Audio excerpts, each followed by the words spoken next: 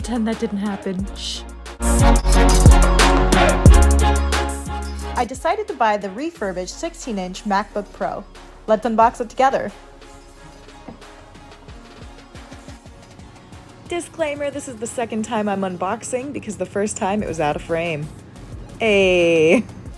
I promise there was plastic on all of this. At this point, I'm pretty sure we all know how great Apple's packaging is. It's simple and it makes the product really enticing. Now let's pick this thing up. Whoa, that's heavy. Oh my gosh. Okay, so this is 4.3 pounds and it doesn't seem like much, but when you pick it up, it's going to be really heavy. I'm not sure quite how portable it would be. It comes with a USB-C cable and a block charger. Now let's open it and set it up.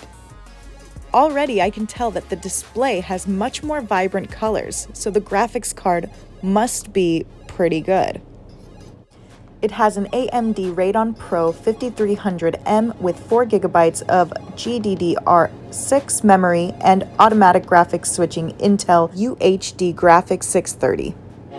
It also has a touchscreen bar at the top and a little fingerprint button, which you can actually purchase things using only your fingerprint, making the whole process a lot quicker.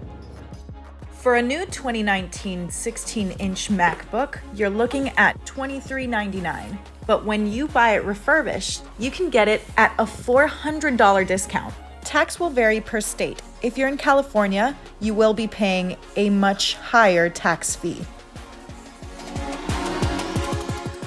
It's vibrant and it's very sleek, so I'm gonna give it 2 thumbs up. I can't wait to animate on this thing. Like and subscribe for more art, product reviews, and baby!